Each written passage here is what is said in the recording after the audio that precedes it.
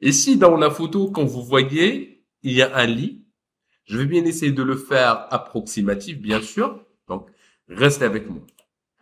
La première des choses, je prends un box. OK? Le AutoGride me permet de détecter les surfaces. Je vous explique. Si je crée un box, comme ça, c'est bien, mais son surface se trouve sous-dessus de sol. Échappe. Par contre, si je clique sur AutoGride, maintenant, je peux détecter où se trouve le sol, exactement, et je peux créer un box. Voilà mon premier box, Isolate Selection, comme d'habitude, qui me permet tout simplement de travailler sur l'objet sélectionné. Écoute, on va proposer des valeurs. On va dire que c'est un lit de 2 mètres ou à 1 mètre 90. OK? Et sur 2 mètres. OK? 1 mètre sur 1 mètre 90 sur 2 mètres. On dit que le 4, on est d'accord, c'est un petit 4 avec des formes supplémentaires. On est d'accord? Allons-y, le verrons. Soit disons que on a un cadre de 5 cm. Provisoire. OK? Bien. Provisoire de 5 cm. Je clique ici sur l'insegment et je rajoute des segments, mais je n'observe rien. Je rajoute des segments dans l'autre sens, mais je n'observe rien. C'est-à-dire qu'il faut changer le mode d'affichage, tout simplement. Allons-y, on clique sur Default Shading, Edge and Faces. Edge and Faces. Les faces et les edge. Bah, c'est tout. OK?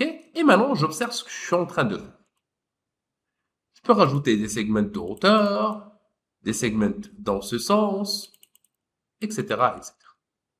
Allons-y, si vous voulez me dire qu'est-ce que vous êtes en train de faire, monsieur. Supposons que ici, on a 190. Je prends une calculatrice.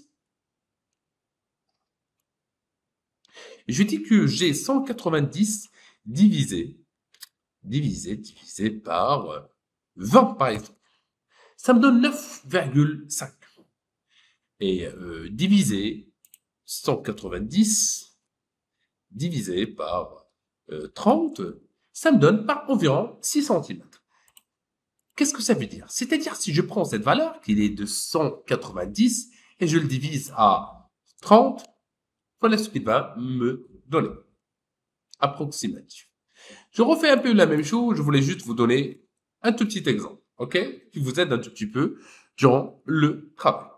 Et je peux en même temps réduire un peu le nombre de subdivisions si je veux. Allons-y. Je reste un tout petit peu dans cette forme, OK? Ou bien, je réduis carrément les subdivisions. Je vais le faire manuellement. C'est à moi de voir qu'est-ce que je veux faire. Maintenant, on a un petit box, bouton droit, Convert to Editable Poly. Monsieur, quand est-ce qu'il faut faire Convert to Editable Poly? Je vous explique. Par exemple, dans notre box, on a la valeur 190, 200, 5, les subdivisions, mais on ne peut pas modeler l'objet. Maintenant, elle est limitée. Donc, qu'est-ce que je peux faire? Bouton droit, Convert to Editable Poly. Maintenant, je ne peux plus modifier les valeurs, la largeur, la hauteur, etc. Mais je peux utiliser, par exemple, la forme polygonale. Je peux utiliser, par exemple, les edges. Dans les edges, quand vous voyez, je peux sélectionner les edges, faire des modifications du edge, etc., etc. Allons-y, je prends par exemple cet edge-là, OK, et je clique sur Ring. Je viens de sélectionner les formes en mode Ring. C'est pas ce que je veux, je clique sur celui-là et Loop. Maintenant, j'ai sélectionné 1, 2, 3 et 4. Il faut lire ici ce qui se passe. En mode Ring. Il y a Ring et Loop, OK? Loop.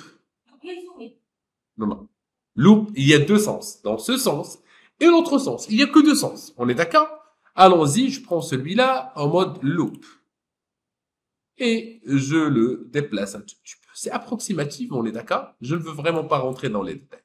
Peut-être que vous allez me dire, monsieur, pourquoi? Par la suite, je peux cliquer sur cette face-là. Contrôle, cette face. Alt, je tourne autour. Contrôle. Contrôle. J'ai sélectionné plusieurs objets en même temps. Je clique ici en Edit Polygon sur le bouton Extrude. Attention, c'est pas l'extrusion, mais c'est le setting de l'extrusion. Et je dis que je veux une valeur, par exemple, de 10 centimètres ou 20 centimètres, comme je veux. Bien. Je refais un peu la même chose. Je clique sur Age, je sélectionne ce Age-là, et je vais vérifier Ring. Ring, maintenant, j'ai sélectionné 1, 2, 3 et 4 pour la première fois. Et si je veux connecter cet objet avec un autre objet, ou bien si je sélectionne celui-là, je vous explique. Je sélectionne celui-là, je clique sur Loop, Ring, c'est selon les versions. J'ai cliqué sur Ring, c'est-à-dire j'ai sélectionné l'ensemble sous forme de ring. OK? Et je peux, il y a les vers Connect. Il y a un bouton qui s'appelle Connect. Quand vous voyez, supposons que j'ai des edges qui sont horizontales, je peux obtenir des lignes verticales. Supposons que j'ai des lignes verticales, ça me donne des lignes horizontales. Je clique sur Connect. Je viens de connecter les lignes sélectionnées avec une ligne. Je peux rajouter une autre, une autre, une autre. Bah, c'est pas ce que je veux juste deux. Par la suite, je passe vers Connect Edge Pinch pour ajouter de l'espace. OK? Et je clique sur OK. Maintenant, j'ai créé un autre objet, polygone. Je sélectionne cette polygone, contrôle l'autre polygone, contrôle l'autre polygone et contrôle l'autre polygone. Merci de bien sélectionner vos polygones. Et j'extrude une deuxième fois avec la même valeur de tout à l'heure. Devant. Bien. On a une petite forme approximative. Je clique cette fois sur cette forme-là, plus cette forme, plus cette forme. J'extrude avec une valeur de 60. C'est juste pour le test, on est d'accord? Voilà. Bien, je désactive le mode polygonal. OK? Bien. C'est la première partie. La deuxième partie consiste d'aller vers le haut un tout petit peu, ajoutant un objet box. Quand vous savez, je désactive la autograde cette fois. Et comme vous savez, il y a la possibilité de programmer le snap toggle avec la grille ou bien les vertex. Certainement, on va travailler avec les vertex cette fois. On est d'accord? Bien. Box de ce point-là vers ce point-là. Et je clique quelque part dans le vide pour activer mon troisième axe. Elle est sur mesure, mais je clique sur le haut pour spécifier la hauteur de mon objet. Allons-y, je prends par exemple une valeur de 40. Je désactive le snap toggle pour que je le déplace en haut. C'est sur mesure. Mais dans cette vue latérale qui me permet de voir les lignes, je sais maintenant où se trouve la ligne. C'est sur mesure. Voilà. Non. Quand vous voyez, supposons que je prends mon objet. Je lui donne le modificateur pour le lisser qui s'appelle le Turbo Smooth. Il m'a donné quelque chose comme ça. En général, dans le box, ça peut être même comme ça. On est d'accord? Bien. Par la suite, je dois détecter où se trouve le problème. Est-ce que c'est au niveau de Turbo Smooth ou bien le box? Certainement, c'est au niveau de box. Au niveau de segment de box, je vous explique. Le Turbo Smooth, il lisse la totalité de l'objet.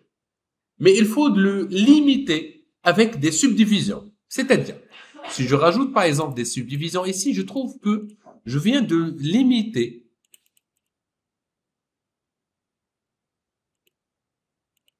et ben voilà. Un canapé. On est d'accord?